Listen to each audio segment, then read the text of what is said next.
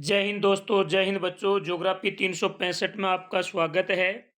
मानव भूगोल के मूल सिद्धांत वाली बुक में जो हमारा लेसन नंबर 7 है, जिसका नाम है परिवहन एवं संचार, जिसके रेगिस्तान का एक वीडियो आपके पास आ गया है और आज हमारा ये सेकंड वीडियो है। तो आइए हम स्टार्ट करते हैं सेकंड वीडियो में। क्वेश्चन नंबर 51, बेंगुएला रेल मार्ग अंगोला से तांबा पेटी से होकर जाता है। यानी ये बेंगुएला रेल मार्ग है, ये अंगोला से कौन सी तांबा पेटी से होकर गुजरता है? तो उसका नाम है कट कटंगा जाम्बिया तांबा पेटी। उसका नाम है कटंगा जाम्बिया तांबा पेटी। क्वेश्चन नंबर 52 है कि तंजानिया रेल मार्ग जाम्बिया तांबा पेटी से होकर कहाँ तक जाता है? तो ये जाता है दार ए सलाम तक जाता है। क्वेश्चन नंबर 53 है, कौन सा रेल मार्ग है जो पूरे महाद्वीप से गुजरता हुआ उस महाद्वीप के जो दोनों किनारे हैं उनको जोड़ने का काम करता है? तो उस रेल मार्ग का नाम है पार महाद्वीपीय रेल मार्ग। पार महाद्वीपीय रेल मार्ग है जो पूरे महाद्वीप से गुजरता हुआ इनके दोनों किनारों को जोड़ने का काम करता है। क्वेश्चन नंबर 54 है, पार साइबेरियन रेल मार्ग जो पार साइबेरियन रेल मार्ग है वो पश्चिम में सेंट पीटर्सबर्ग से शुरू होकर के पूर्व में प्रशांत महासागर के व्लादिवोस्तोक तक जाता है। इसके अंदर आएगा व्लादिवोस्तोक। क्या आएगा? व्लादिवोस्तोक आएगा यहाँ पर। क्वेश्चन नंबर 55, रेल मार्ग विश्व का सबसे लंबा रेल मार्ग है।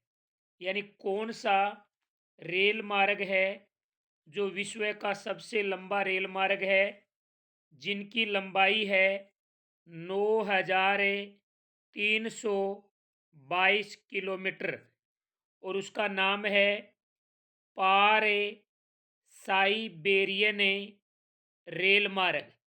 पार साइबेरियन रेल मार्ग विश्व का सबसे लंबा रेल मार्ग है। अगला क्वेश्चन है, दोहरे पथ से युक्त युद्धित विद्युतीकृत रेल मार्ग है। दोहरे पथ से युक्त जो विद्युतीकृत रेल मार्ग है उसका नाम है पार महाद्वीपीय रेल मार्ग। वो पार महाद्वीपीय रेल मार्ग है। क्वेश्चन नंबर 57 है, रेल मार्ग ने एशियाई देशों को पश्चिमी यूरोपीय बाजारों से जोड़ा है। यानी ऐसा कौन सा रेल मार्ग है जिसने एशियाई देशों को पश्चिमी यूरोपीय बाजार से जोड़ा है? तो इसका नाम भी पार महाद्वीपीय रेल मार्ग है। इसका नाम भी पार महाद्वीपीय रेल मार्ग है। क्वेश्चन नंबर 58 है, पार महाद्वीपीय रेल मार्ग यूराल पर्वत पार महाद्वीपीय रेल मार्ग यूराल पर्वत ओब और नदी से गुजरता है। तो देखिए, जो पार महाद्वीपीय रेल मार्ग है ये यूराल पर्वत से गुजरता है। इसके साथ साथ ये दो नदियों से गुजरता है। एक नदी है ओब नदी और दूसरी है, उसका नाम है येनिस नदी। कौन सी नदी है? येनिस नदी। ओब और एनिस नदी, येनिस है ये आएगा इसमें। इस प्रकार से आपको ये लिखना है। येनिस से नदी, कौन सी नदी है? येनिस से नदी आएगा यहाँ पर। क्वेश्चन नंबर 59 है, एक महत्वपूर्ण कृषि केंद्र है। तो जो चित्ता है वो एक महत्वपूर्ण कृषि केंद्र है। क्वेश्चन नंबर 60, एक हर केंद्र है। तो यहाँ पर क्या आएगा? यहाँ पर आएगा इरकू सटक, ये लिखना है आपको। इरेकू से आधा, टे पूरा, फिर से आधा, फिर कह, यानी इरकू, इरकुश आएगा यहाँ पर। इरकुश से टसक है वो एक मुख्य फर के अंदर माना जाता है। क्वेश्चन नंबर 60 है, 61, पार कैनेडियन रेल मार्ग में है जिसकी लंबाई किलोमीटर है। तो पार कैनेडियन रेल मार्ग है, ये आपका कनाडा के अंदर है और इसकी लंबाई है 7050 किलोमीटर। क्वेश्चन नंबर 62 है, पार कैनेडियन रेल मार्ग पूर्व में कहाँ से आरंभ होता है और पश्चिम में कहाँ तक जाता है?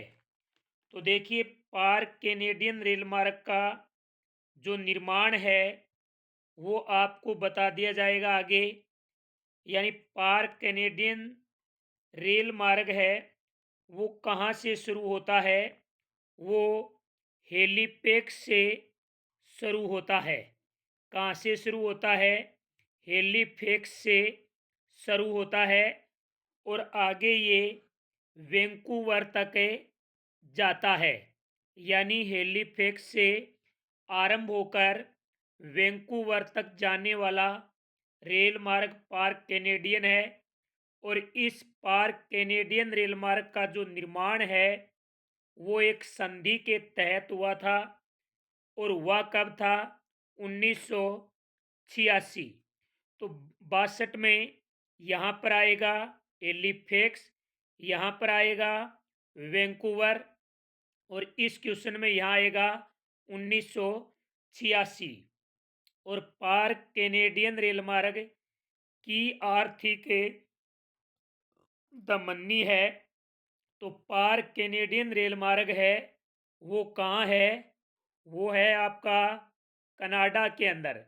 तो ये पार्क कैनेडियन रेल मार्ग कनाडा की एक धड़कन है, एक आर्थिक धमनी माना जाता है, क्योंकि अधिकांश व्यापार इनका इसी रेल मार्ग के द्वारा होता है।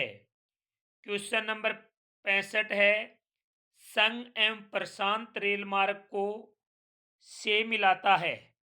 यानी संघ व प्रशांत रेल मार्ग है वो नवयार्क से आरंभ होता है और नवयार्क से आरंभ होकर के ये सान फ्रांसिस्को तक जाता है। सान फ्रांसिस्को तक ये जाता है। तो नवयार्क को सान फ्रांसिस्को से मिलाने का काम संघ एवं प्रशांत रेल मार्ग करता है।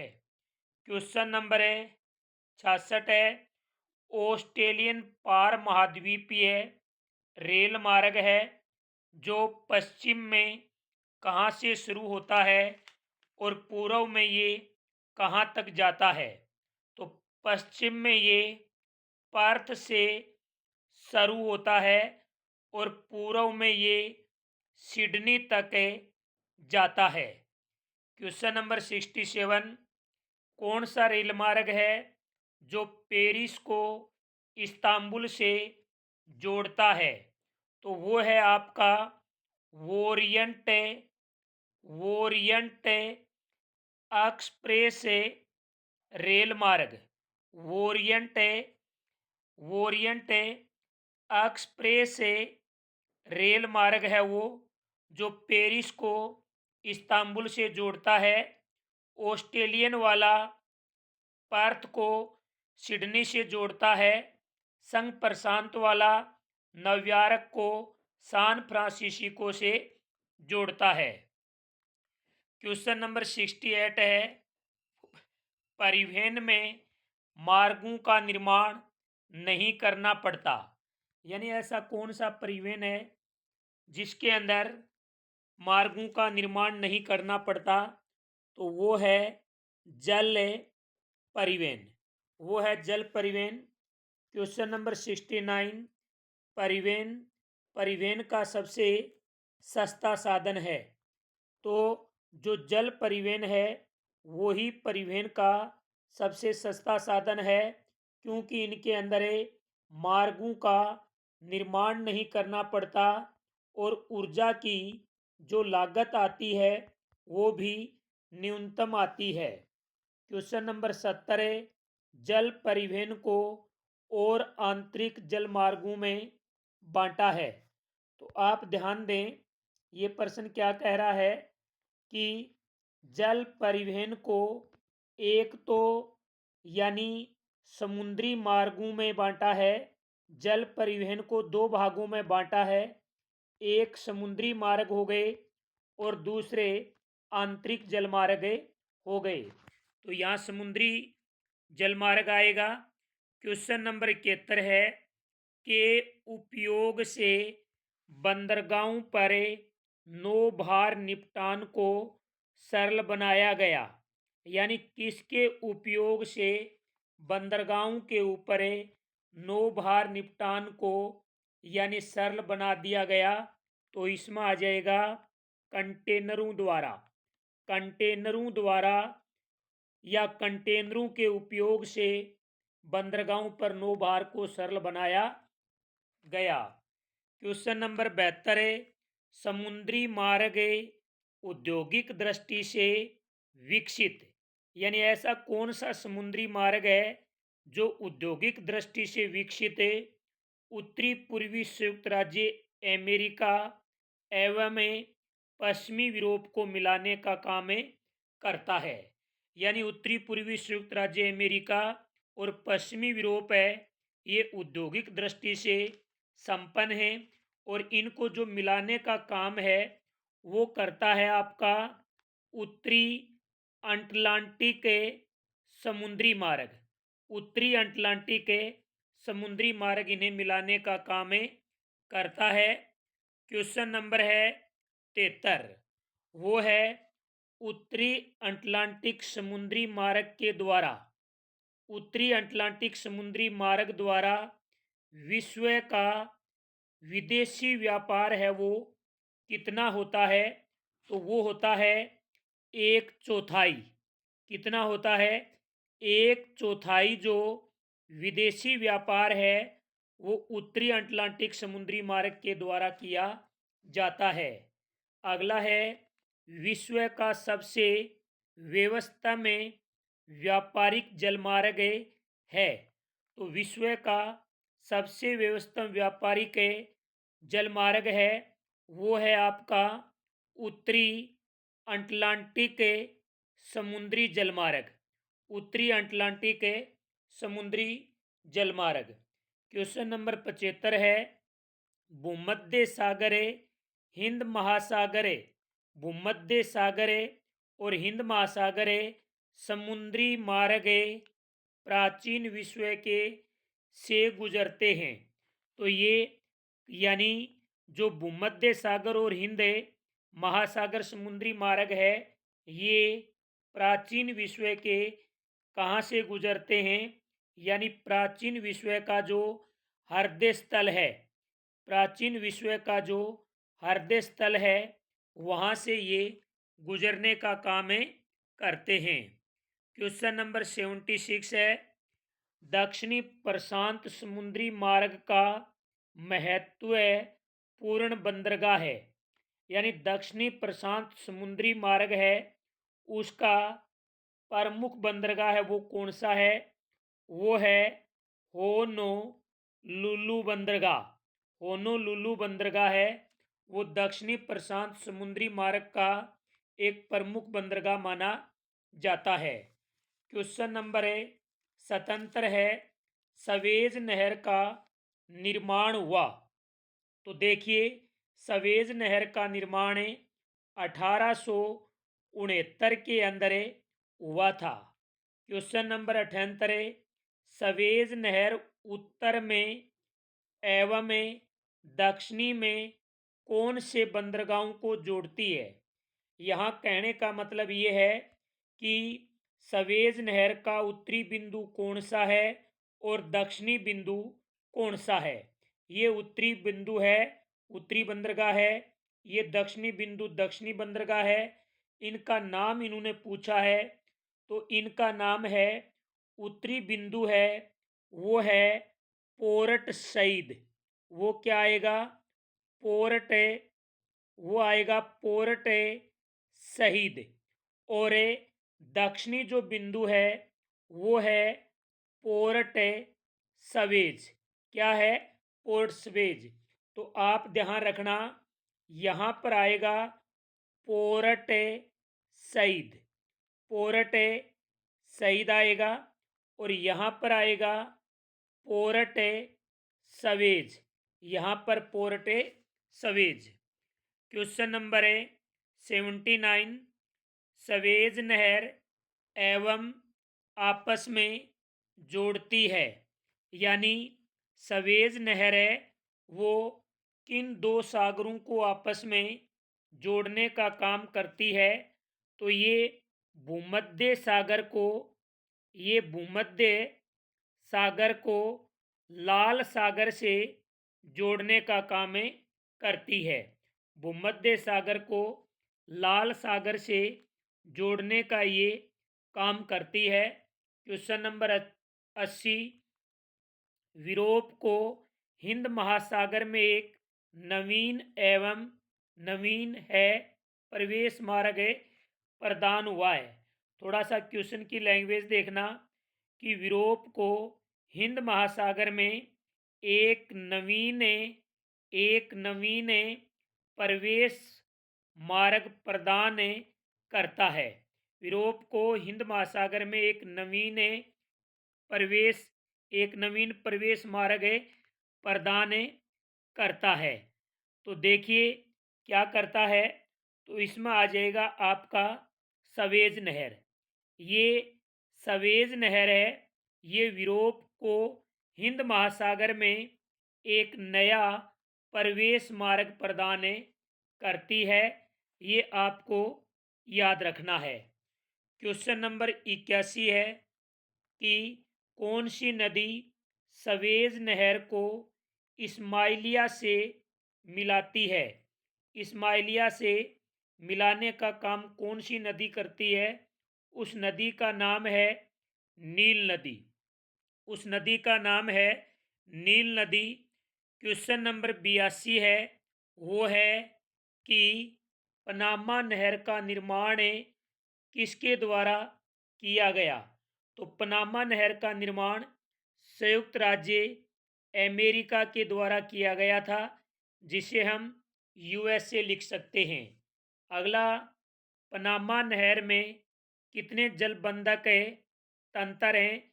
तो वो हैं 6। क्वेश्चन नंबर 84, प्राचीन काल में जल परिवहन को मुख्य रूप से प्रयोग में लिया जाता था।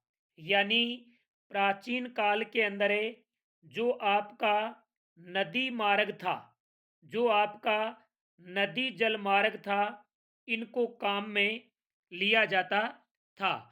नदी जल मार्ग को काम में लिया जाता था, यानी प्राचीन काल के अंदर। 85 नंबर क्वेश्चन है, राइन जलमार्ग रोटरडम से यानी जो राइन जलमार्ग है वो रोटरडम से बेसल तक, कहाँ तक है, यहाँ पर क्या आएगा, बेसल आएगा। बेसल तक 700 किलोमीटर नौकायान योग्य है। यानी राइन जलमार्ग के अंदर रोटरडम से लेकर बेसल तक जो 700 किलोमीटर की दूरी है, इनके अंदर नावों का आसानी से आवागमन होता है।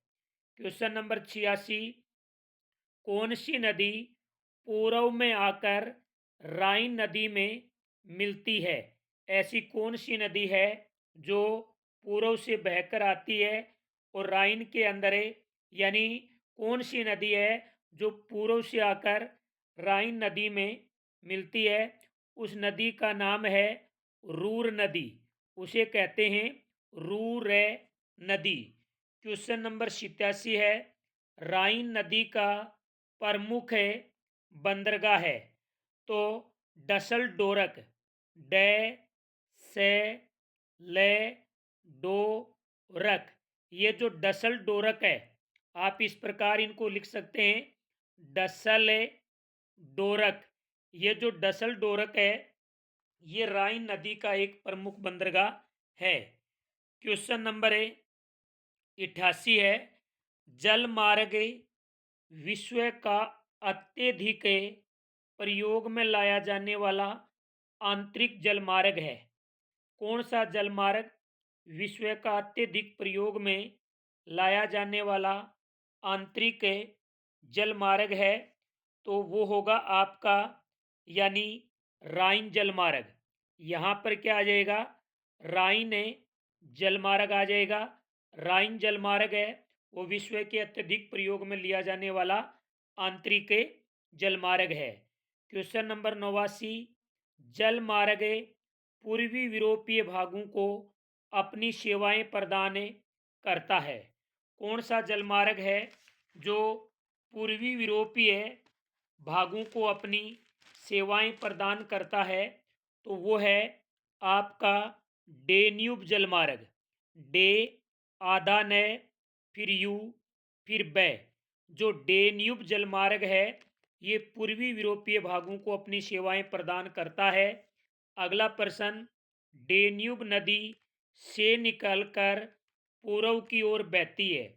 तो डेन्यूब नदी है वो ब्लैक फॉरेस्ट से निकल करके, ब्लैक फॉरेस्ट से निकल करके और ये पूर्व में बहती है। क्वेश्चन नंबर 91 है कि डेन्यूब नदी तक नौकायन योग्य है। डेन्यूब नदी है वो कहाँ तक नौका योग्य है? तो वो है टारण टारणा सेविरिन, टारणा सेविरिन तक, टारणा सेविरिन तक वो नौकागम्य है। प्रश्न नंबर 92, वोल्गा जलमार्ग कहाँ है और इसकी लंबाई कितनी है? तो वोल्गा जलमार्ग है वो रूस के अंदर है और इसकी लंबाई 11,200 किलोमीटर है। अगला क्वेश्चन है, वोल्गा मास्को नहर, वोल्गा को वोल्गा मास्को नहर वोल्गा जलमार्ग को से जोड़ती है। यानी वोल्गा मास्को नहर है वो वोल्गा जलमार्ग को मास्को प्रदेश से जोड़ती है। यानी ये मास्को प्रदेश से जोड़ने का काम करती है। अगला प्रश्न है, वोल्गा डोन नहर वोल्गा जलमार्ग को किससे जोड़ती है? तो देखिए ये ऊपर वाली है ये मास्को प्रदेश से जोड़ती है, मास्को प्रदेश से। और ये वोल्गा डोन नहर है ये किससे जोड़ती है? काला सागर से जोड़ती है। ये काला सागर से जोड़ती है। क्वेश्चन नंबर 95 है, वृहद झील सेंट लॉरेंस, वृहद झील सेंट लॉरेंस से समुद्री मार्ग है। तो आप सबको पता है ये 5 नदियों का एक जलमार्ग है जिसमें ये पड़ता है उत्तरी अमेरिका के अंदर। ये कहाँ है? उत्तरी अमेरिका के अंदर स्थित है। क्वेश्चन नंबर 96 है, जलमार्ग यानी ऐसा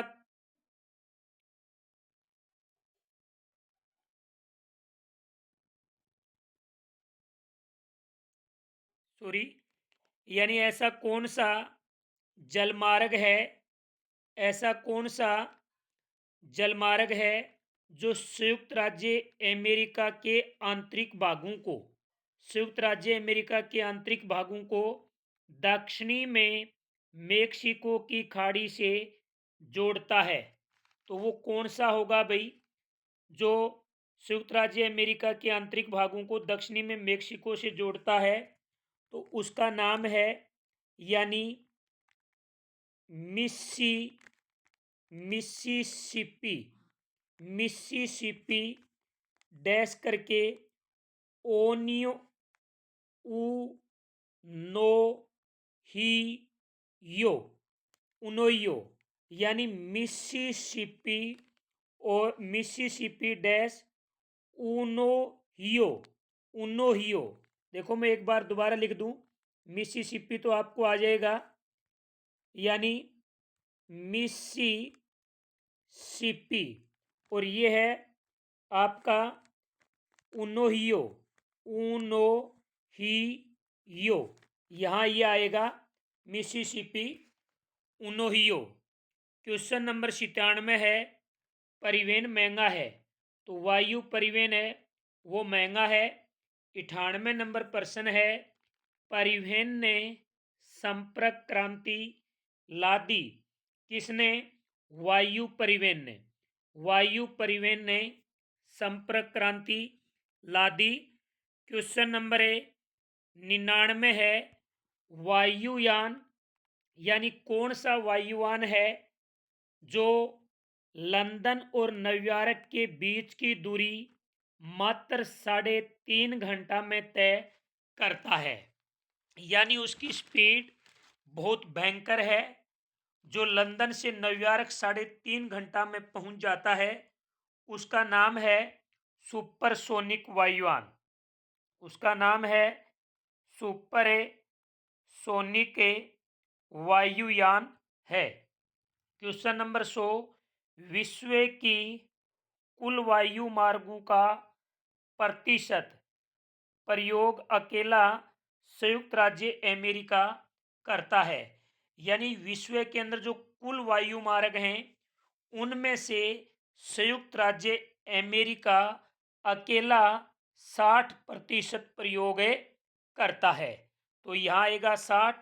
क्वेश्चन नंबर 101, दक्षिणी गोलार्ध में अक्षांशों के मध्य वायु सेवाएं सीमित हैं।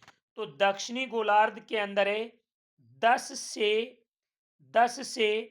35 डिग्री उत्तरी अक्षांश के बीच, 10 से 35 डिग्री उत्तरी अक्षांशों के बीच वायु सेवाएं सीमित हैं, क्योंकि वहाँ का स्थल खंड है वो भी अच्छा नहीं है और वहाँ पर जनसंख्या है वो कम है।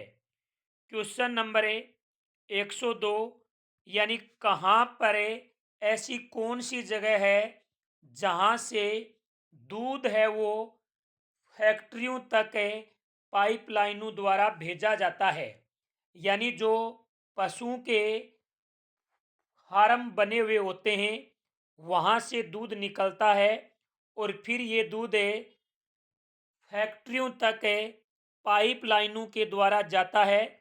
उस देश का नाम है न्यूजीलैंड। न्यूजीलैंड का दुग्ध उत्पादन में पहला स्थान है और यहाँ पर फैक्ट्रियों में दूध पाइपलाइनों के द्वारा भेजा जाता है। क्वेश्चन नंबर 103 है, संयुक्त राज्य अमेरिका में उत्पादक क्षेत्र और उपभोग क्षेत्र के बीच सघन जाल बिछा हुआ है। संयुक्त राज्य अमेरिका के अंदर जो उत्पादन क्षेत्र हैं और जो उपभोग क्षेत्र हैं इनके बीच किसका सघन जाल बिछा हुआ है? तेल पाइपलाइन का, तेल पाइपलाइन का जाल बिछा हुआ है। क्वेश्चन नंबर 104 है, वो है कि प्रस्तावित वाया पाकिस्तान अंतर्राष्ट्रीय पाइपलाइन विश्व की सर्वाधिक लंबी है। तो देखिए, एक पाइपलाइन प्रस्तावित है जो लगभग पूरी हो गई है वो है ईरान भारत। यहाँ पर क्या आएगा, Iran dash Bharat, Iran Bharat via Pakistan होते हुए जो अंतर्राष्ट्रीय तेल एवं प्राकृतिक गैस पाइपलाइन है, तेल एवं प्राकृतिक गैस पाइपलाइन।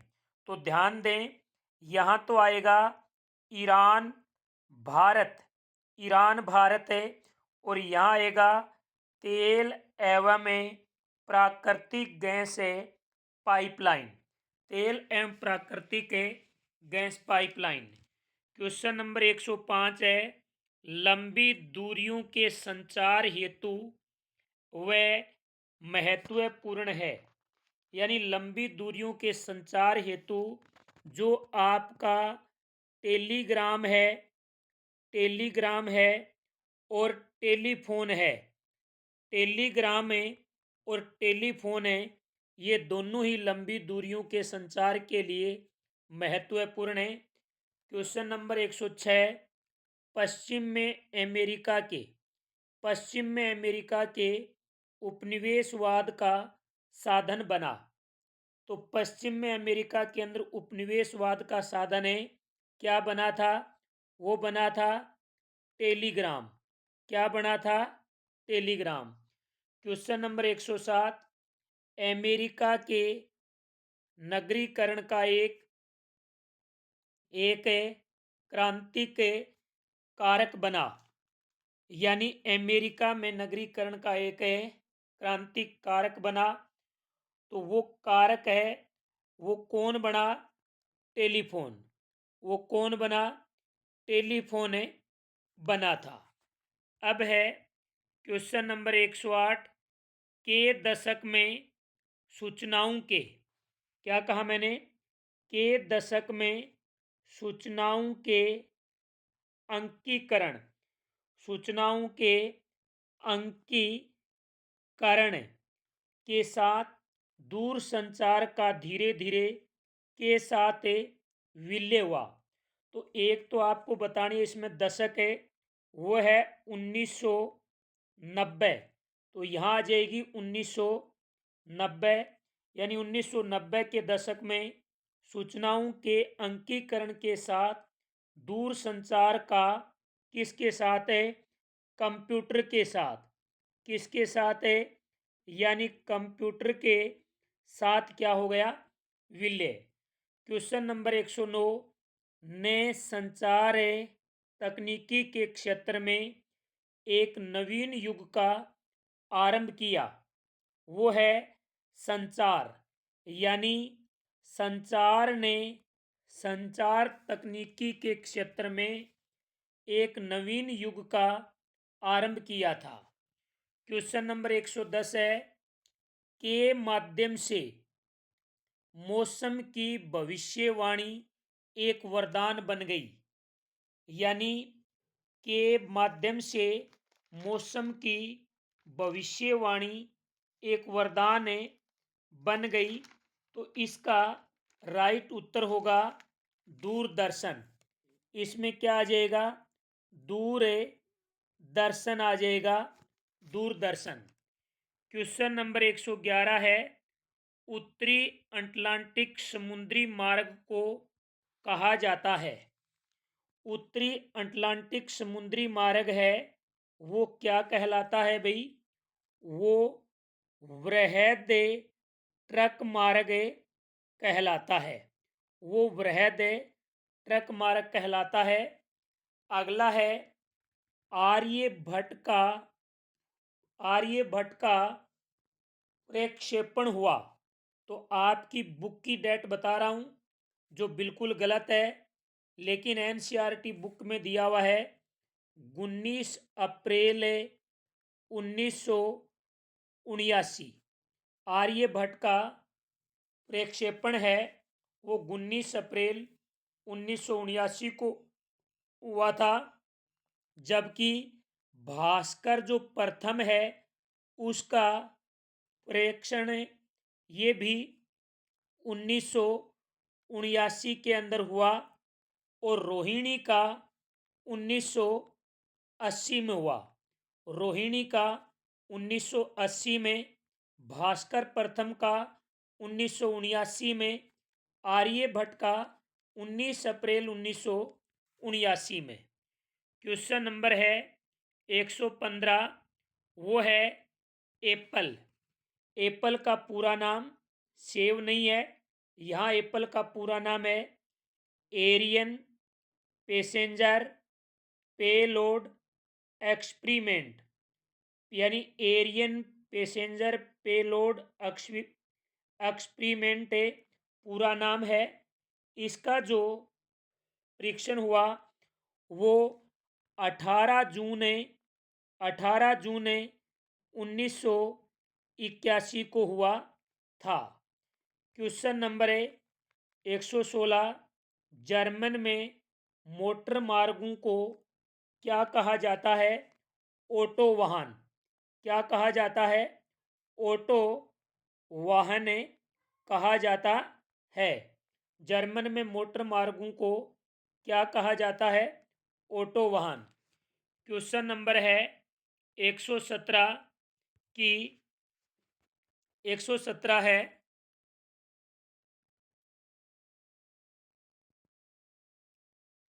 117 नंबर है, जल मार्ग ने भारत और यूरोप के मध्य की दूरी को अत्यधिक कम किया है। ऐसा कौन सा जलमार्ग है जिसने भारत और यूरोप के बीच की दूरी को कम किया है? तो वो है आपका सवेज नहर। ये काम किसने किया है? सवेज नहर ने किया है भारत और यूरोप के बीच की दूरी को कम। अगला क्वेश्चन नंबर 118, पाइपलाइन से तेल की आपूर्ति मेक्सिको की खाड़ी में राज्यों तक होती है। यानी पाइपलाइन से तेल की आपूर्ति मेक्सिको की जो खाड़ी है, इस मेक्सिको की खाड़ी में उत्तरी पूर्वी राज्यों तक होती है। यहाँ से उत्तरी पूर्वी राज्यों तक होती है।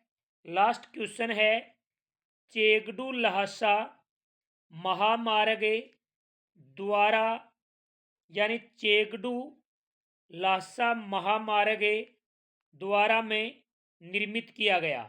तो इस प्रश्न की थोड़ी सी लैंग्वेज देखिए कि चेगडू लहासा महामार्ग है, ये चीन के द्वारा तिब्बत क्षेत्र में निर्मित किया गया था। चेगडू लहासा महामार्ग चीन के द्वारा तिब्बत क्षेत्र में निर्मित किया गया है। तो ये थे इसमें दो वीडियो के अंदर 119 वेरी वेरी इंपॉर्टेंट रेगिस्तान प्रश्न है। बड़ी मेहनत से, बड़ी शिद्दत से मैंने ये आपके लिए बनाए हैं और मैं सिर्फ इसके बदले आपसे शेयर मांग रहा हूँ कि इसको ज़्यादा से ज़्यादा शेयर करें, वीडियो को लाइक करें। और जो विद्यार्थी, जो मित्र इसे वीडियो को पहली बार देख रहे हैं किसी भी सफलता के लिए, तो आपको ज़रूर सफलता मिलेगी। और आप चैनल को सब्सक्राइब जरूर करें। जय हिंद, जय भारत। मिलते हैं अगले वीडियो के साथ।